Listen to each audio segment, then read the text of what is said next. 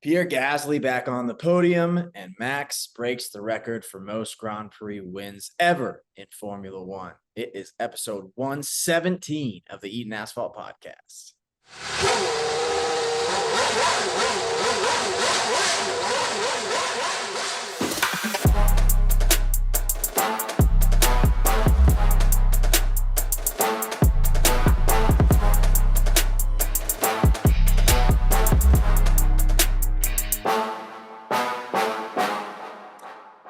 So no more records really left to break for Max at this point. So now it really sucks. It's always sucked. Now it really, really sucks.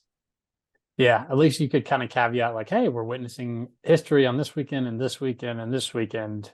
I think that, the next like bump is for quite some time.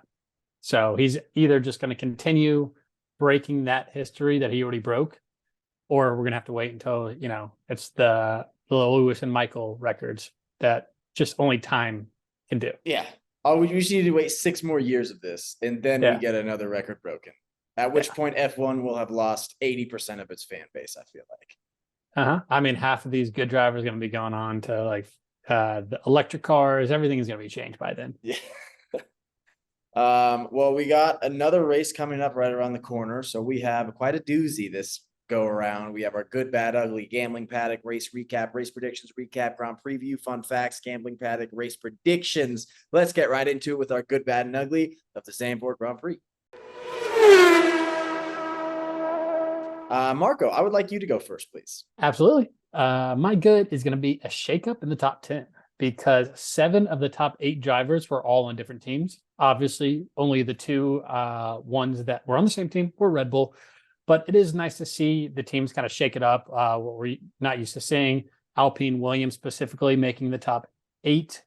2 teams that have had their struggles this year. Williams obviously progressing from being the worst team the last couple of years to showing some good pace and some good outcomes. But this one by far has been probably one of the better ones. And it's just not something that I don't remember the last time something like this has happened where we have 7 different teams in the top 8. Drivers. So pretty fun to see. I think it was a pretty crazy wild race. So usually when that happens, some weirdness ensues like that. So that was it. That was my good for the weekend. Yeah. I mean, they always talk about, sorry to interrupt. They always talk about how it's not about who wins first, because usually that's going to be, one or 2 guys, but it's about like the middle of the race. Mm-hmm. This middle pack has been super entertaining this year. So for as much as we're not getting a lot of variety at the front of the grid, we're getting a bunch of variety at the in the middle, which is exciting. Yeah, no, that is like one take that you can take where it's like, hey, like you got one guy dominating, but like all the guys below him, it's pretty crazy. It's nuts over here. How fun is that? Can you imagine like a different sport? I always try to just bring in a different sport.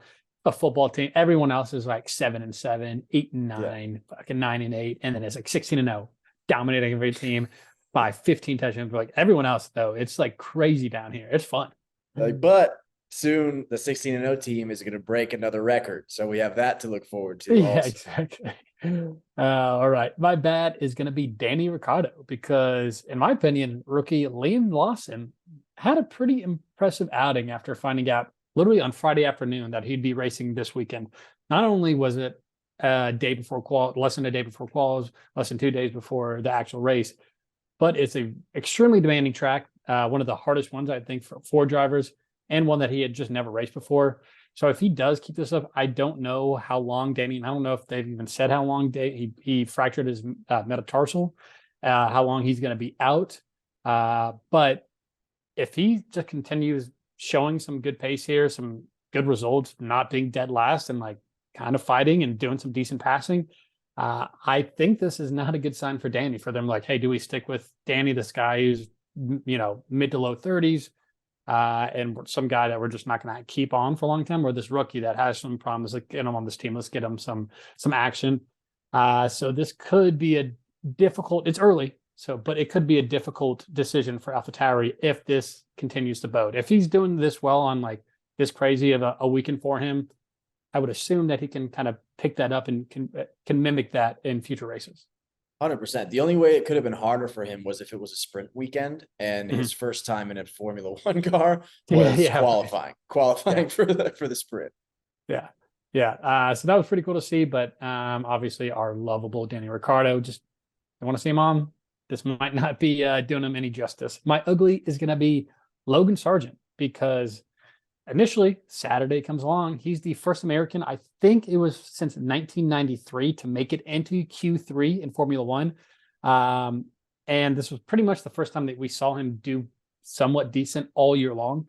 And then just any momentum that he had going into Sunday, loses it by crashing out. And so I don't see how people can, I obviously can see he has a ton of promise. He's definitely there. Like 100%. they'd be crazy to get rid of him. Yeah. But devil's advocate, I could maybe see them kind of get a little fed up into saying, hey, maybe we made a wrong choice. Maybe, dude. It's un-American to say that, but I mean, maybe.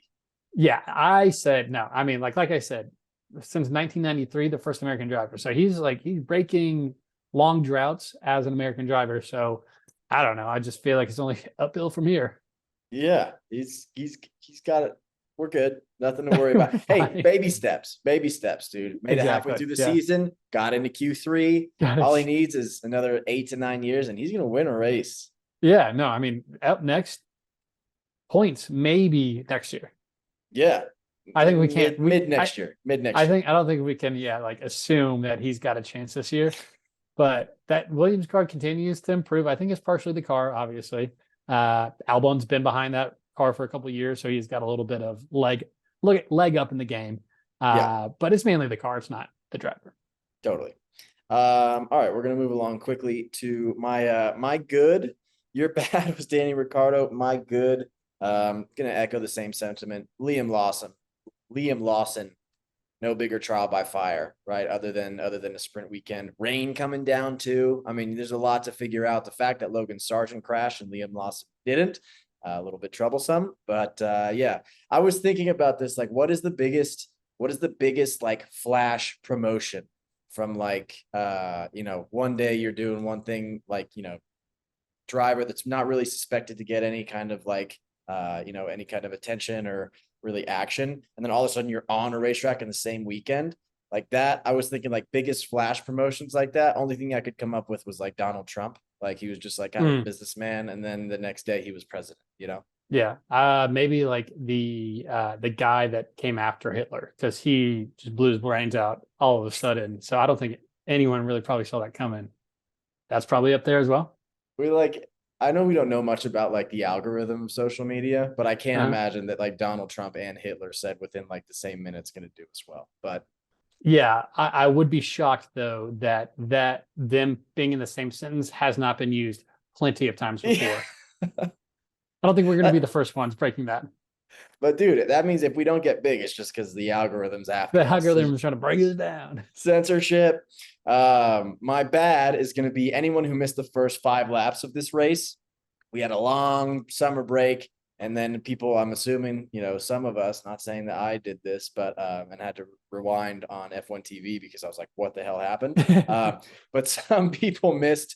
Leclerc stopped in the pits for about 4 seconds before the intermediate tires were ready to be put on him. There was somebody chopping over the nose of his car. So that was nice to see. Lap two, Perez making the correct decision, right? Getting the conditions and then passing 7. Perez passed 7 cars in 1 lap. He was going nuts on those intermediates. I rewound that too, just to be like, let me see what this looks like from an onboard, because this is hilarious.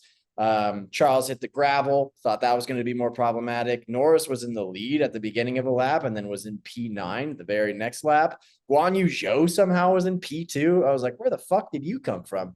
But yeah, first 5 laps, just absolutely fantastic. Super entertaining. Yeah, I was going to say, I wouldn't say like I thought of it more of like a shit sandwich, but I guess the middle race wasn't bad. It was just the first 8 laps and the last 8 laps were chaos. And Definitely. So it just kind of like smashed in there right there. Looking back on like the recaps, I think of the 8-minute recaps, 6 of them, 5 of them was the first 5-6 laps, and the other 2 were like the last 8 laps. So it was just, everything was just, there was utter craziness in those last laps. Yeah. And my ugly, sorry, synonyms are Hey, keep going. is gonna be Ferrari morale, because Mm. like I mentioned, never easy to be a Ferrari fan in general, right? But if you have a long break and you rejuvenate your hope and think like, hey, maybe the second half of the season is gonna be better, and then literally 2 laps in, your team is scrambling to find the tires that they need while your car is parked in the pit lane. I think that's tough. And now they're going to Monza, right? Down to All Italia, home race Mm. for them. Should be Mm-hmm. easy going, I think. They got the cobwebs out, and now they're all smooth sailing. Is That's what that I the was company kind of. line? I think that's the view I'm going to take. And Cool. I would just like to say other teams had blunders on the pit stop this weekend. Red Bull and Perez had their own issues. They kind of Totally. forgot as well. So we weren't the only ones that didn't know. Mercedes had a lot of strategy issues. I think everyone is kind of shaking off the cobwebs. I think it's fine.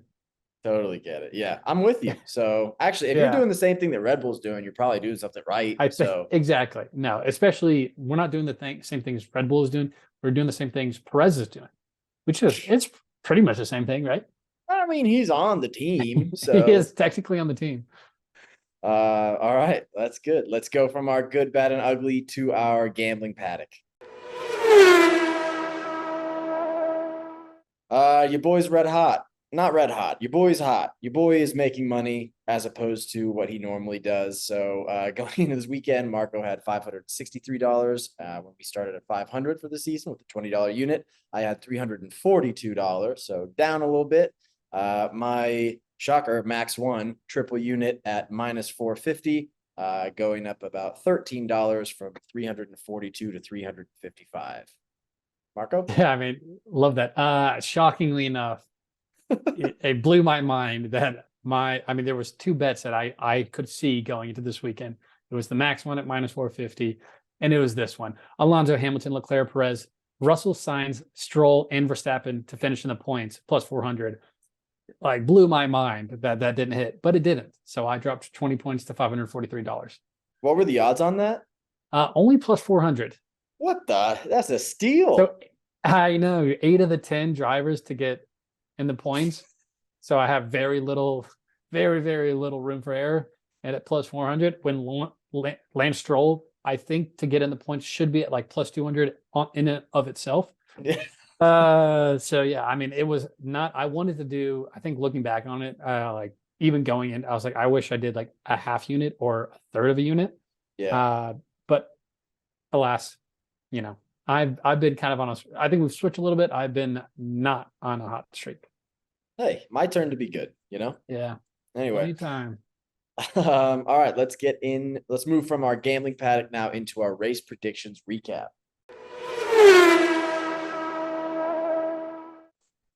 Okay, with our race recap, obviously starting with our pre-race quali. Like we said, Sargent into the top 10. This was just a huge surprise. Both Williams got in the top 10. I think that was probably for me the biggest surprise there. Other notable things: Lewis out in Q2, Lando finished P2, and then Liam just had some of his rookiness showing up to be 1.2 seconds behind P19. So he got kind of that all his rustiness out on Saturday, great, and had a strong Sunday. So I think that was very smart of him to do. I think other rookie drivers maybe should take note of that, because Sargent did the opposite. I'm going to get into Q3, doesn't give me any points at all, but I'm just going to do absolutely nothing on Sunday. Some people like shine and some people like results, right? I think if Sargent just likes a little bit of the razzle dazzle on Saturday, getting a bunch of praise, but doesn't don't sacrifice results, who can blame him? I'd probably I get it. All right, let's move from our pre-race quality talk into our P5. McLaren, 8 points on the weekend. Tough to say. 111 points total. Lando going from P2 on the front row down to P7. Questionable strategy decisions, I think, of just like timing. It was just so tough with rain. So we'll let it slide. Oscar Piastri from P8 to P9. I think that like this was like you said, dude, dust the cobwebs off race. Alpine finishing P2 was a little concerning because I think we were doubling them at one point. And now Pierre getting 18 points. It's a bit of a knock, but I think overall, like, I think sometimes I play a little bit of the blind and ignorantly blissful McLaren fan, but like in all seriousness, like I think I still feel good about chances right now. Like I don't think it's too big of a gap. So overall, not a great weekend, but luckily we got Italia, where Lando's done well in the last couple of years. He sure has. He came second a couple years ago. And then McLaren is actually the 1-2. All right, moving on to Ferrari. Carlos Sainz, P6 to P5, and then Charles Leclerc, P9 to a DNF, 10 points on the weekend, up to 201 points. So 90 points ahead of McLaren and 14 points below Aston Martin. They were nipping on their heels and kind of lost a little bit on that P3 spot. But like we said, I think this is kind of the Liam Lawson show here. Notable him passing Charles Leclerc, just not a great thing. Ferrari waited about 2 laps before showing themselves when they, like we said, just a pit stop. They're back to their strategy blunders. And I get it. It was, Charles was coming in late saying like last minute, hey, let's do inters. And they're like, oh, wait, oh, shoot. Okay, you're already in the pit stop. Shoot. But I think you just got to be, on your toes and a little bit more aware of that. I think Carlos Sainz said this, but they basically were the 6th fastest team this weekend. So behind the top 3, behind McLaren, and then Alpine was the quicker team as well. Just not ideal. So this is a pretty bad trajectory come off from summer break. And not only that, but I mean, thank God that Monza wasn't coming out of summer break. Man, would that have been a kick to come home to Tifosi, everyone just excited, crazy, and then have that type of a blunder. So hopefully they're just saving everything for next week. I'm sure that's what's going to be. So I mean, like I applaud the spin zone that you're like, at least this wasn't Monza. That's a spin zone for coming back from summer break. Yeah, I mean, I would not have liked to see this happen then. I think I like it. Could it be worse? Yeah, maybe. I'm not saying like Monza could have become worse. Maybe, but it's not gonna. It's not gonna. We're back, boys. I'm so excited. I hear the Tifosi are so excited. You can tell if you go on Twitter, dude, everyone's so got hopes are high. Yeah. All right. Speaking of high hopes, actually, P3, let's talk about Aston Martin, 215 points total on the season after getting 19 points this weekend. Fernando Alonso going from P5 and finishing P2, second step on the podium, and then Lance Stroll starting P11, not quite inching into that Q3, thanks to our boy Logan Sargent, and then finishing outside of the points. Over summer break, Zach Brown was some kind of interview. I didn't get too deep with it, but he was basically saying game or something. Some game from McLaren's PR team. And he was like, oh, I'm dominating. It's like kind of like Alonso over Stroll. And that was uncalled for. And it was just like, it's so mean and accurate because P2 and P11, like, God damn, dude, at some point, like that's a 9-point difference, which I feel like is not the worst part is that I'm not surprised. Like this just kind of seems like how it is and how it's going to be. You remember Lawrence Stroll at the, I want to say like 3rd or 4th race of the season. Like, yeah, but by the end of the season, Lance is going to be at the speed that Fernando is. Just like, well, hey, clock's ticking, pal, because we're halfway break. It looks like he's going the opposite direction. But I mean, I think when we talk about this, so much of the attention goes on to Lance, where it's just like what also is happening is like Fernando is balling out. And at some point, it's first time back on the podium since Canada. So like mid-June. But I mean, in the rain, talk about Lance being quick in the rain, talk about Pierre being quick in the rain, like all these drivers where you're like, oh, it's raining, this guy's going to do well. I feel like Fernando is maybe toward the bottom of that list of like people who do well, but he was so fast in those earlier laps. And like, dude, it's just good to see him kind of doing his thing. He still got it. He's still in his bag when he wants to be. So Yeah. He said at one point, he was like, yeah, I was faster than Max, and haven't checked the telemetry on that, but I do believe some of it. Like if Max had a slow, like, lap in the wet, maybe Fernando was quicker. So there you go. There you go, Aston Martin. You're faster than Red Bull. Hey, he got fastest lap. So technically he was faster than Max. There you go. There we go. Yeah. Also, yeah, I think he gained 2 spots after turn 2 or something like that. So he had a hell of a start. Yeah. A great weekend for him, and the typical weekend for Lance Stroll, just right outside of the points. All right, moving on to Mercedes. 8 points on the weekend, 255 points total. Lewis Hamilton P13 up P6. George Russell P3 down to P7, dead last. So George was came over the radio, was like, "Hey, I was on for podium. What the hell happened?" Basically. And at one point early in the race, he was actually leading the race. So to go from leading the race at one point and nothing really major, I don't think happened to him, to have him come in dead last, but he actually ended up in dead last. I think there was at one point, I think like towards the end, maybe the last 5-6 laps, where I was like, oh, they're calling it in. I think they pit him, and I was like, they're just gonna put this in. He's last. What's the point of it? They kept him out, which was a bit of a surprise. But overall, just pretty tough strategy for the weekend. Overall, tough Saturday for Lewis, not going into Q3. I think there were some issues about kind of running out there a couple extra 2 laps when they're hard on like back-to-back laps. So he didn't get like a very good time in.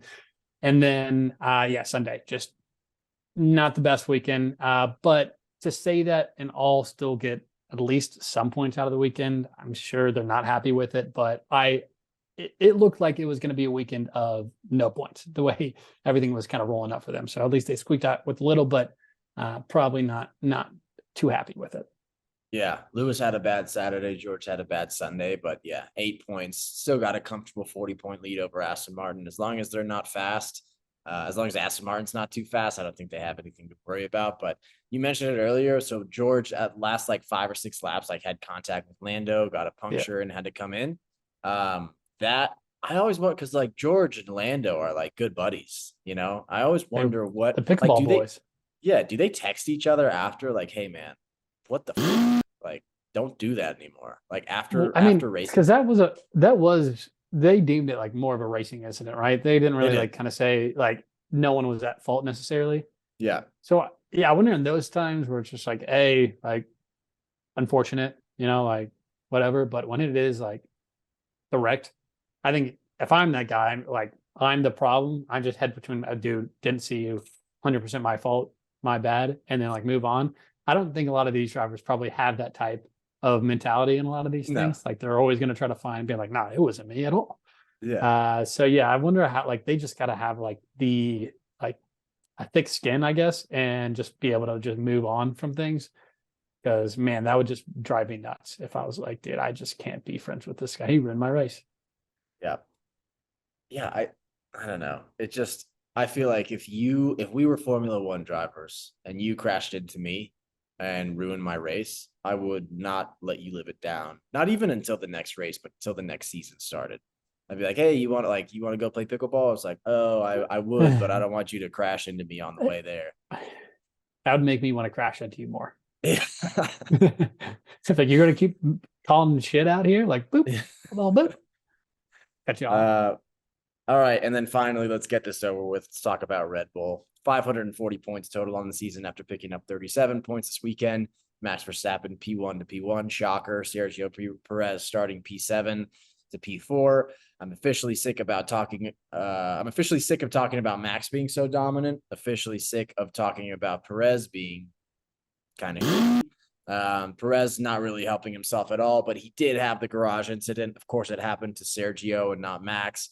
And then, the 11 second pit stop. Then Max comes in right after and has a 2.2 second pit stop.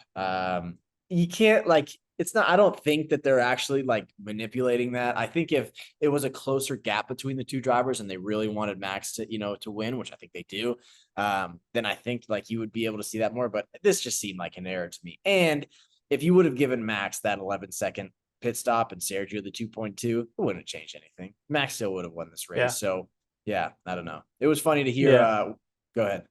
No, I was going to say it was that obviously like, oh, obviously we don't want to have like a potential. We want him to finish second, if anything. So Yeah. like not intentional. I think the undercut early in the race was intentional. Yep. I think that was quite intentional. I don't think if roles were reversed, we're seeing Perez undercut Max. Nope. But that's just me, like tinfoil hat. And then it was the last thing where it was like red flag comes out, they pit Perez, they don't pit Max. A couple of the other drivers up front don't pit. And then by the time Perez comes out, he's 3 spots behind. So I think that was a little weirdness too. Obviously, once again, they're not wanting him to come in 4th or wherever he placed. But we just never see that these strategy blunders or this weirdness happen to Max ever. Hopefully you just jinxed it. Hopefully the strength of the Tifosi and the spirit of the Tifosi have a little bit of a mess up in Italia. But yeah, you're right. I mean, we talked about it at the beginning of the episode, but dude, 9 race wins in a row. People talked about how boring it was when Lewis was the only one like winning races and all that stuff, but this makes you wish for those times. He is actually the only one winning races. Yeah. Not like most of the time he's winning, but no, he is the only guy. Yeah. So let me count really quick, actually. 1, 2, 3, 4. So 4 of the last 7 races, Perez has not been on the podium. You got to think that probably gives you a little bit of a nerve, but I don't know. How much on the hot seat? Do you think Perez is back next year? Let's talk about it. I thought maybe I'm wrong. I thought I just saw something. Maybe it's a rumor too that they're bringing him back for 2024. I saw that Red Bull too. Of all teams is a team that could say this and then just change their mind. I feel like they are pretty okay with just not being honest or like just, hey, a better thing came up. Sorry, you're not cutting it. You're out. And quick to cut these drivers. So I don't know, like maybe it is true, but once again, yeah, like with the helms of Horner and Marco, this could easily change. But I thought I saw something that was like, it's official that he's coming back as of right now for 2024.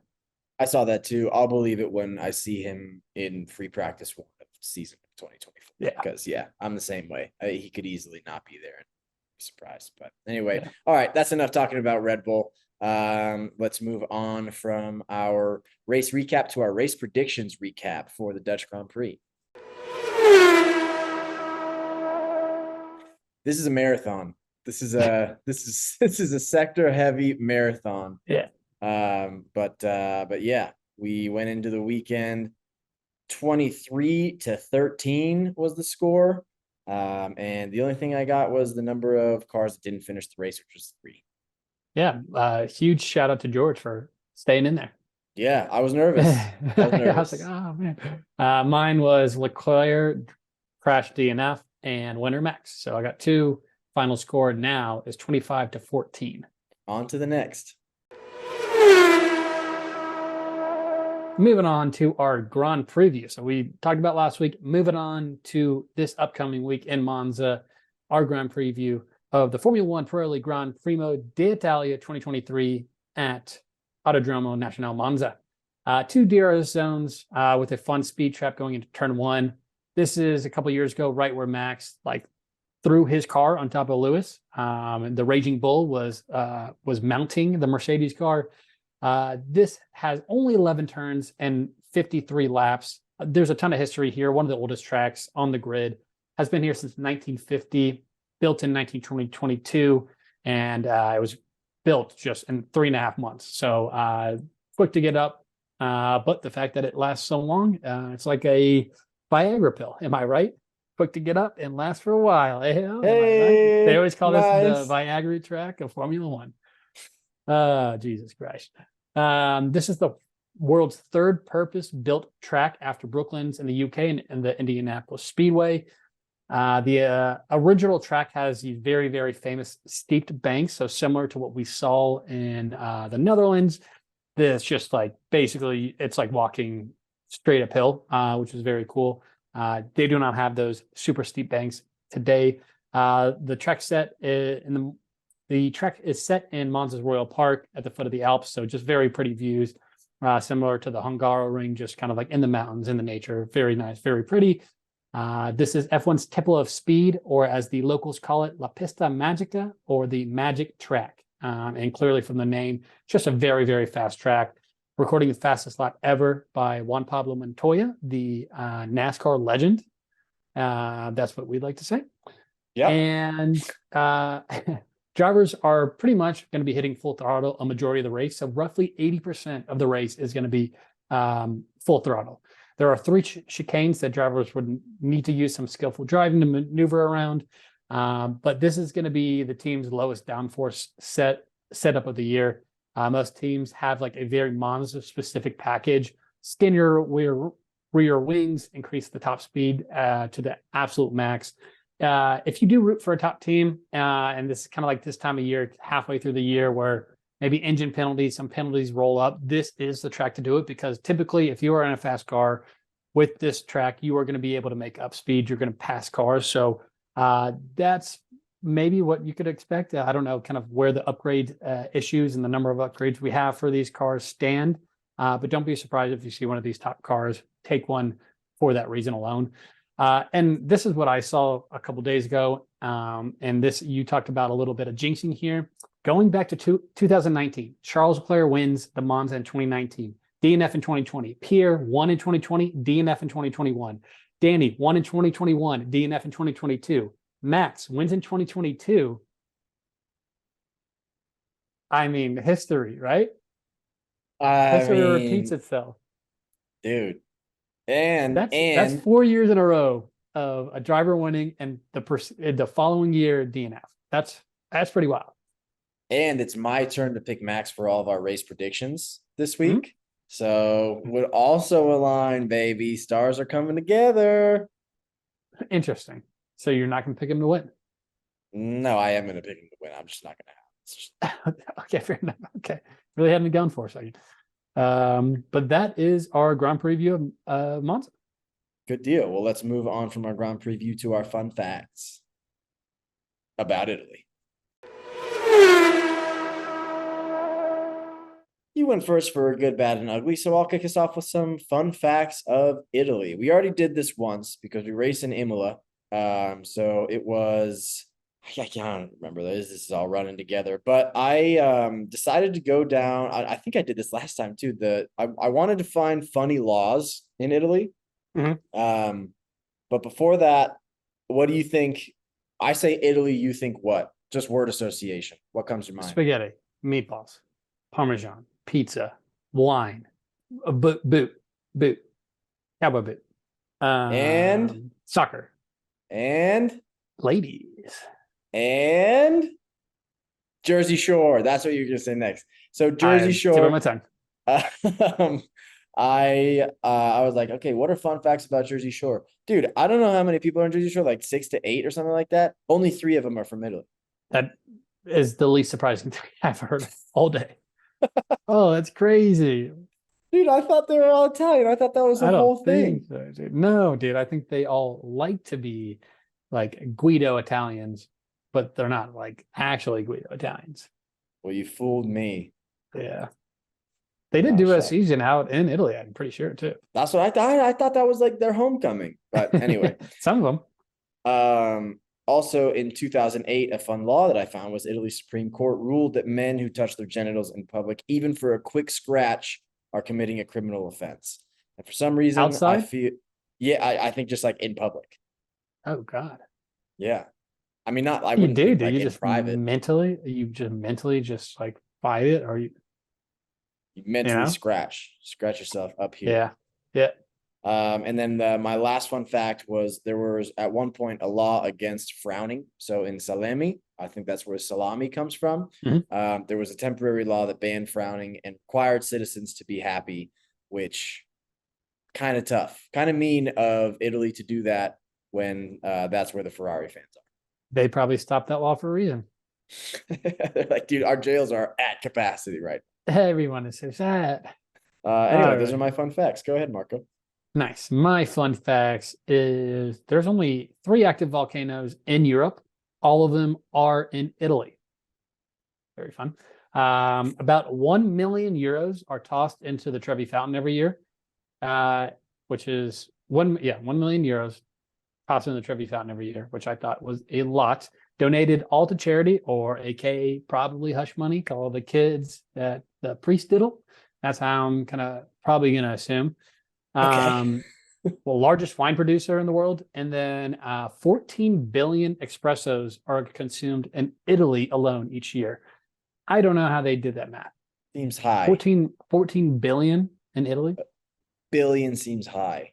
It seems billion. Crazy high. A year? Dude, every December, there's one guy that's just like, we're behind. And then just like, yeah, 17 deaths just to get to that number.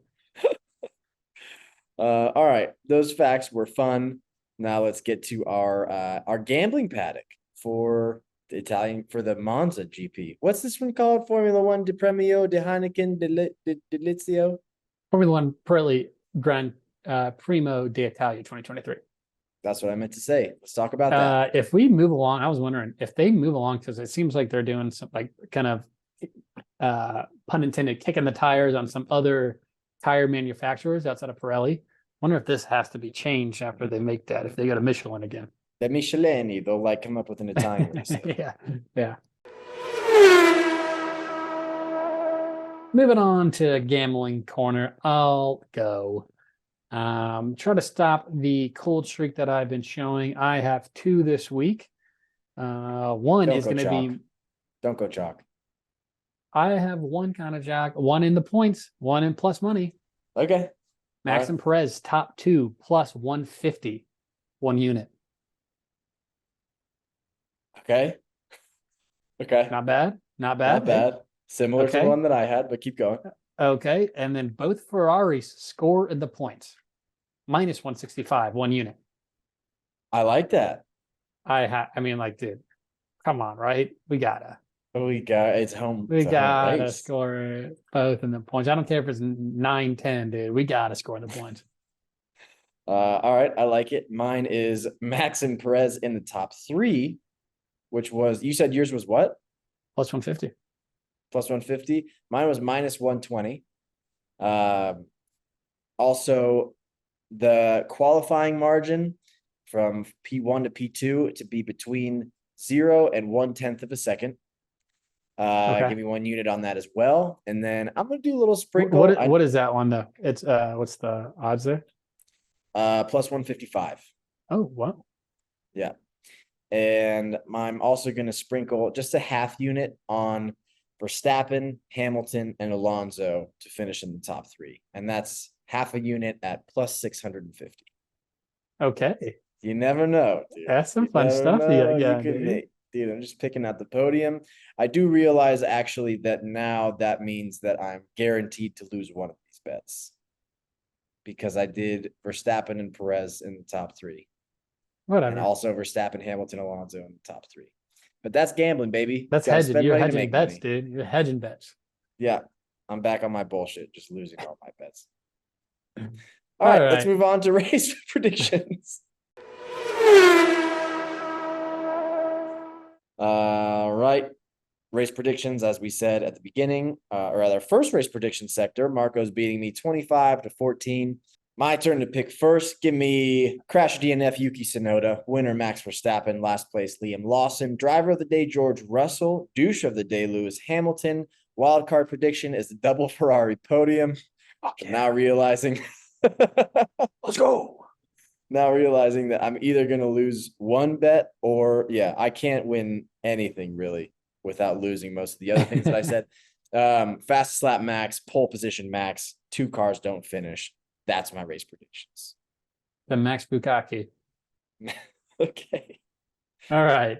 My turn. Blur that out, Bella, please. We said way worse. All right.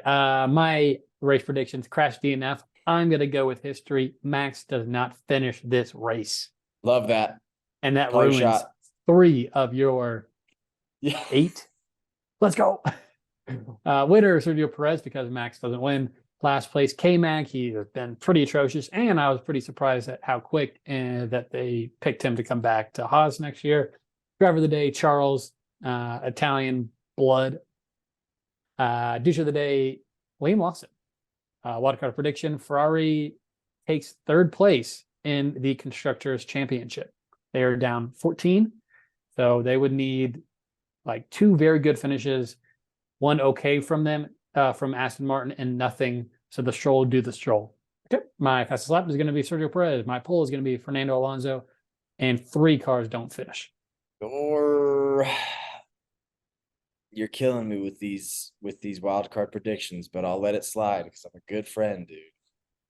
If Aston Martin, like let's say this whole setup goes this week, if Ferrari had the points they did and Aston Martin got 0 points, we still wouldn't have passed them. Ah, dude, I guess. Did you get what I'm saying here? Well, let it slide. Seems unlikely. You have Lance that's never going to score any points ever. So basically, you're just relying on Fernando. All it takes is him to have an engine failure, get crashed into, and then guess what? So basically, your wildcard prediction is Fernando Alonso DNF. And us to have a more than 10 points on the weekend, which we could not get. We would need 15 points on the weekend with them to get 0. Double Ferrari podium, but then that means I get one of my race predictions, right? So so it's a win-win. Yeah, we're good. All right, this has been the longest episode in like a year and a half, so we need to wrap this up. Marco's home race, we're excited for it. Can't wait. And then I think, is this a triple header coming up? Are we right back at it after? I think we're gonna be pretty heavy in the triple headers second half of the year. Singapore's 2 weeks after that, so we're good. But all right, everybody. Well, thank you for listening. I can't imagine you are at this point after an hour, but thank you very much. Weather this weekend, 80 and 82 and cloudy. No rain. No rain. Thank God, dude. We've had rain every weekend since Monaco. Yeah. Do you know that? Yeah. No, I didn't, but now I do. There you go.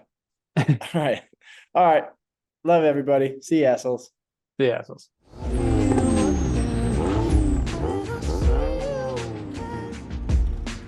Hey, thought you could leave without saying goodbye.